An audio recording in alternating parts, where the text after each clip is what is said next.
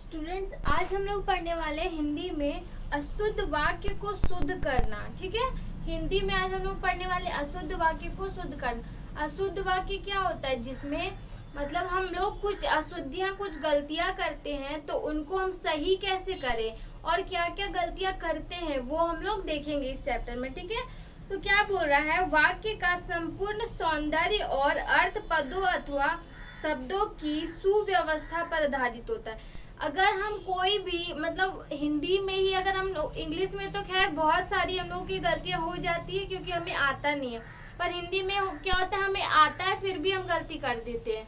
कब गलती करते? जब हमें बहुवचन कौन सा है, क्या यूज होगा, काल कौन सा यूज होगा, सर्वनाम कहाँ यूज होगा, संज्ञा कहाँ यूज होगा, ये सब हमें नहीं पता होता है। ठीक है, तो पदों एवं शब्दों की शक्ति तथा सहजता पर ध्यान देकर ही हम अपनी भाषा को प्रवाहमयी बना सकते हैं। तो हम लोग शब्द को देखेंगे, अच्छा से परखेंगे कि कहाँ क्या यूज होता है, तब हम लोग सही लिख पाएंगे। ठीक है, वाक्यों के प्रयोग में होने वाली सामान्य शुद्धियों की ओर ध्यान आकृष्ट करना जरूरी। और फिर देखिए, गलत हम लोग का एग्जाम में हो जाता है, ऐसे हम लोग गलत करते सही कर लेते हैं। क्यों? क्योंकि टीचर हमारे सही कर देते हैं, पर एग्जाम में क्या हम लोग गलती करने का मौका नहीं होता। गलती कर दिए तो मार्क्स हमारा कट जाएगा। तो हम लोग इस चैप्टर को पढ़ने से पहले देख ले, मतलब इस चैप्टर में यही पढ़ेंगे हम लोग कि कहाँ पे हम लोग गलतियां करते हैं। ठीक है, व्याकरणिक नियमों से सही प्रयोग तथा क्रियान्वयन द्वारा ही वाक्य शुद्धि संभव है। वाक्य संरचना में आने वाली सामान्य अशुद्धियां। देखिए, आप बोल रहा है वाक्य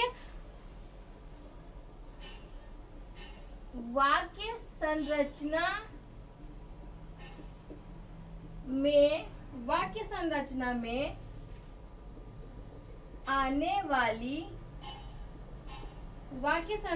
में आने वाली सामान्य अशुद्धियां।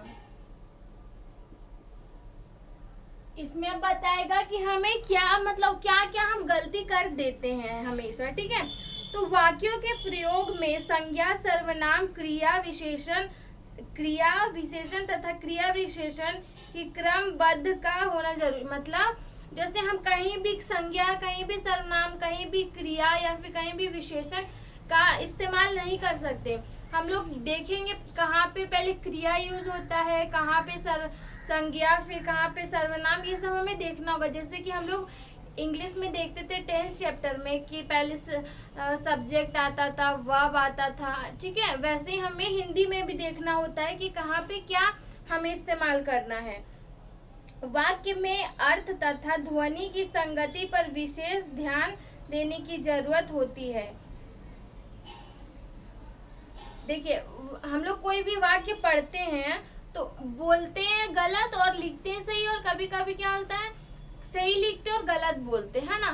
तो हमें क्या ध्यान देके लिखना पड़ेगा कि अगर हम पहले बोल के देख लेंगे कि हाँ ये वाक्य सही जा रहा है मेरा। ठीक है, हम लोग कभी कभी पता चल जाता है कि हम लोग बोलते हुए पता कर लेते हैं कि ये वाक्य हाँ सही है, तो हम लोग लिख सकते हैं। ठीक है, फिर बोल रहा है व्यर्थ शब्दों का प्रयोग वाक्य को बोझिल तथा अप्रासंगिक बना सकती है।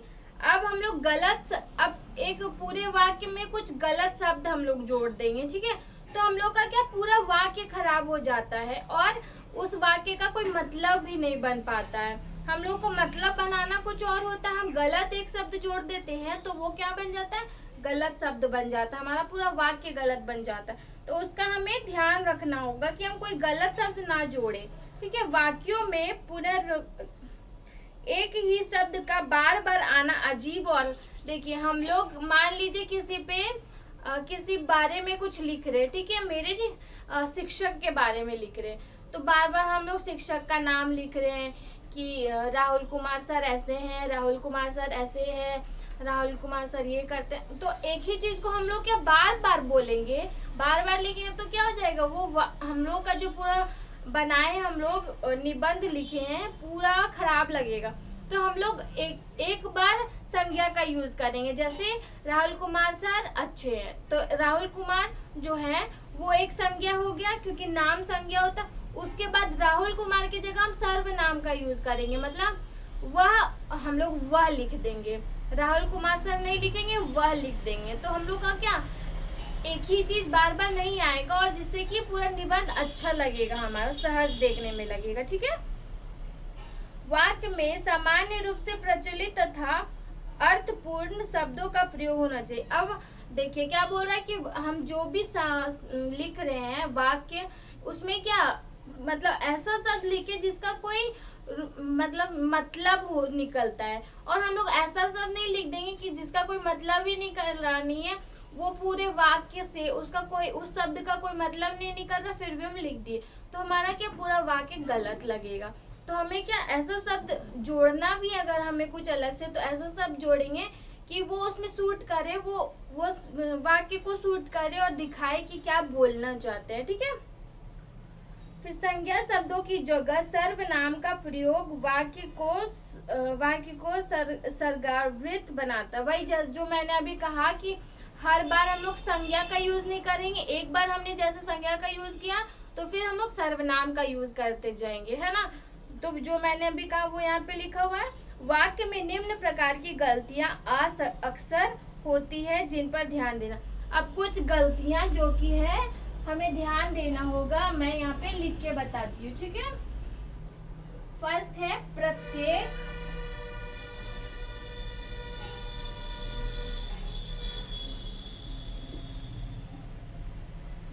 किसी तथा कोई, प्रत्येक किसी तथा कोई का प्रयोग सर्वदा एक वचन में होता है, का प्रयोग सदा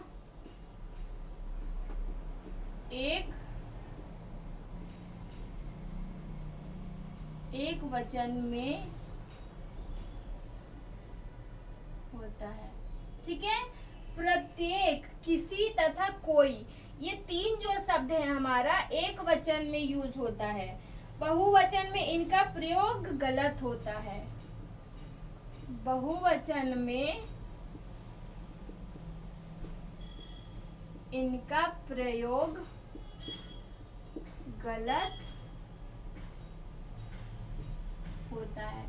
देख लीजिए, ये वाला मेन पॉइंट है जो कि हमें याद रखना है। प्रत्येक, किसी या फिर कोई रहे शब्द, तो वो क्या ऐसा शब्द हमें हमेशा एक वचन वाले शब्दों में, वाक्यों में ही जोड़ना है। ठीक है। अब नेक्स्ट हमारा है द्वारा,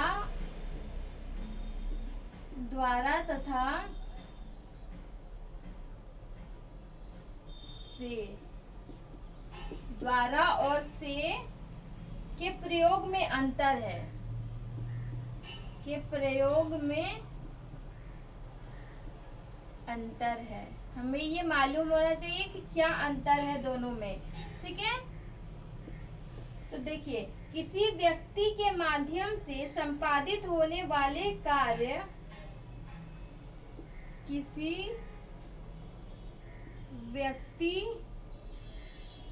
व्यक्ति के माध्यम से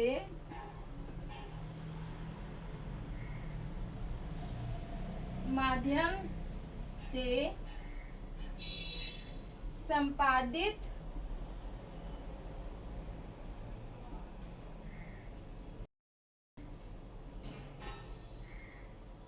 होने वाले कार्य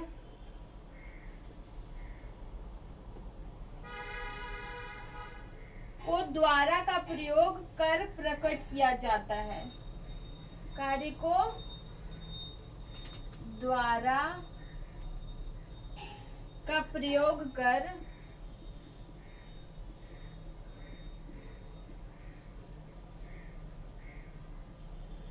प्रकट किया जाता है। ठीक है।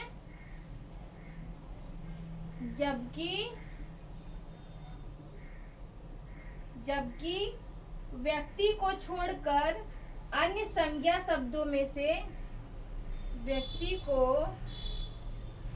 छोड़कर अन्य संज्ञा शब्दों में, अन्य संज्ञा शब्दों में से, ये वाला से का प्रयोग किया जाता। क्या समझ रहे हैं इससे आप? पहले तो हम लोगों ने देखा प्रत्येक और किसी या कोई का प्रयोग हमेशा एक वचन में होता है। हमें क्या बहुवचन के शब्द या वाक्य में प्रत्येक, किसी या कोई का यूज नहीं करना है। ठीक है, अब नेक्स्ट हमारा पॉइंट है द्वारा और तथा, द्वारा और से। देखिए पहले हम लोग द्वारा के बारे में बात करेंगे। किसी व्यक्ति के माध्यम से संपादित होने वाले कार्य को द्वारा का प्रयोग कर, देखिए किसी इंसान के, किसी आदमी के द्वारा कोई कार्य किया जा रहा है, कुछ बोला जा रहा है, तो वहां पे हम लोग द्वारा का यूज करेंगे। जैसे राहुल द्वारा पढ़ाया गया, मतलब राहुल क्या है, व्यक्ति है, उसके द्वारा हम बोलेंगे। ठीक है, समझ में आएगी कहाँ द्वारा यूज होगा। और से, अब हम से का बात करेंगे। तो से में जबकि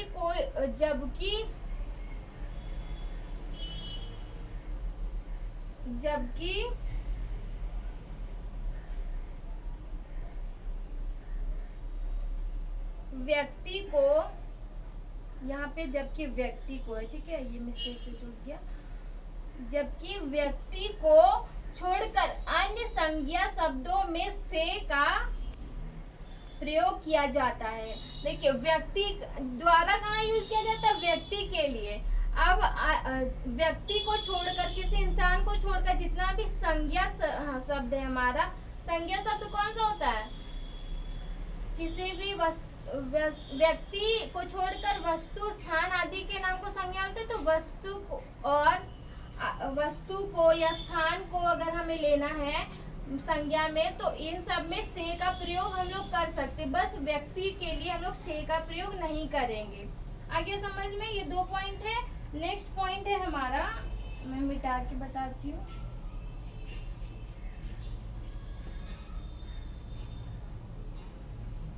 देखिए नेक्स्ट पॉइंट है हमारा व्यक्तिवाचक संज्ञा के अर्थ में, व्यक्तिवाचक संज्ञा के अर्थ, व्यक्तिवाचक संज्ञा के अर्थ में क्रिया का रूप उक्त संज्ञा के अर्थ में क्रिया का रूप उक्त संज्ञा के लिंग तथा उक्त संज्ञा के लिंग तथा वचन द्वारा परिचालित होता है। लिंग तथा वचन द्वारा परिचालित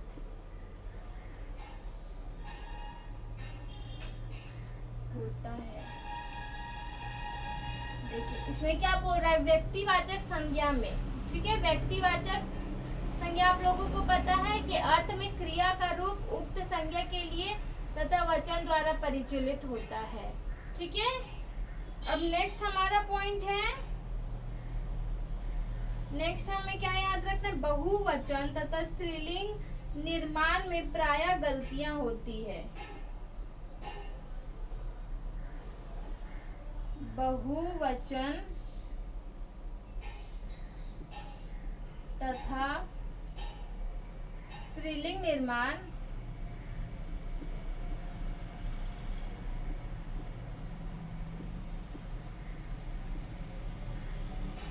बहुवचन तथा स्त्रीलिंग निर्माण में प्रायः गलतियां होती है।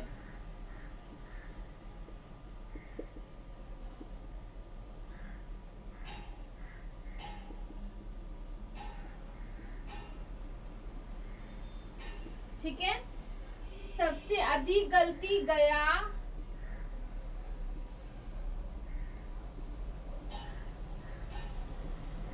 सबसे अधिक गलती गया, गई, हुआ,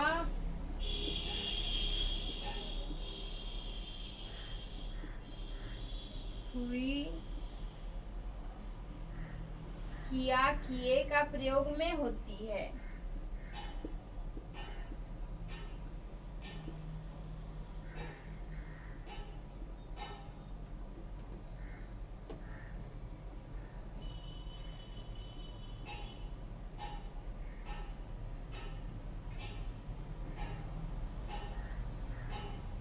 ठीक है। क्रिया का एक वचन गया है तथा इसका बहुवचन गए तथा स्त्रीलिंग रूप गई होना चाहिए, जबकि अक्सर गए का प्रयोग बहुवचन के रूप में होता। देखिए आप लोग जैसे कि वचन पढ़े हो, जब हम लोग ऐसे नॉर्मली हिंदी में बात करते किसी से, किसी स्त्री से बात करते हो तो हम लोग गई बोलते हैं। ये हमें हमेशा ध्यान रखना है कि कोई स्त्री रहेगी तो गई या फिर गई या फिर हुई ऐसे करके बोलना, ठीक है, स्त्रीलिंग में। और जहाँ पुल्लिंग रहेगा हमारा वहाँ पे गया का यूज करेंगे। अब किया और किए, किया हमेशा क्या एक वचन के लिए यूज होता है, क्या तुमने ये काम किया, और फिर किए का प्रयोग यहाँ बहुवचन में होगा। जैसे कि मैं बोलूंगी आप लोगों ने ये काम किए, तो बहुवचन लोगों के लिए हम लोग को किए का यूज करना है और एक वचन के लिए किया का यूज करना है। समझ में आ गया? तो ये हमारा लास्ट पॉइंट था जो कि हमें हमेशा रिमेम्बर रखना, याद रखना है कि हिंदी में ये सब की गलतियां हमें नहीं करनी, तब हमारी जो भी अशुद्धियां हो जाएगी हमारी हिंदी वाक्य में वो क्या हम लोग शुद्ध कर सकते हैं। अगर गलती को फिर एग्जाम में जैसे गलती को हटा के सही लिखने दे दिया जाए, तो हमें इन 4 बातों का ध्यान रखना जो मैंने भी 4 पॉइंट्स बताया है ना। तो हम इससे जुड़े इसके कुछ उदाहरण हम लोग देखेंगे नेक्स्ट क्लासेस में, जो कि हम लोग को क्लियर हो जाएगा, जैसे कि हम लोग कहाँ बहुत ज्यादा गलतियां करते हैं और कौन सी बात हमें हमेशा याद रखनी पड़ती है। ठीक है, तो हम लोग नेक्स्ट क्लास में ढेर सारा इसका उदाहरण पढ़ेंगे। अभी के लिए इतना ही, होप कि आप लोग को यहाँ तक समझ में आ गया होगा। ठीक है, थैंक यू।